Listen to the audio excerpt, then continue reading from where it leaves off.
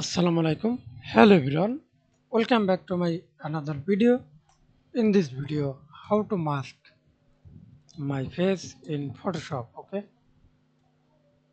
double click the layer, then unlock this. Select the quick selections.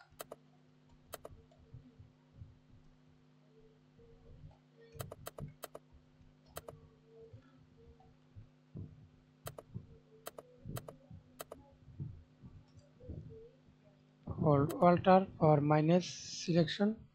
Remove selections.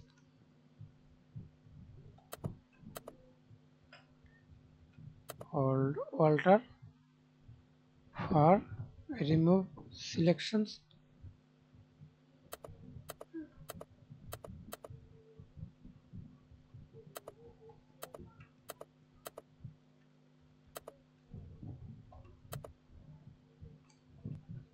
Okay, then Control Z for duplicate, hold Control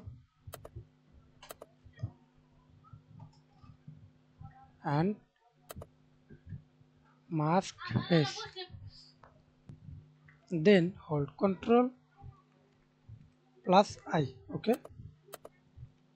Now we can see this mask face. Thanks for watching video. Please subscribe to my channel, like, comment, share.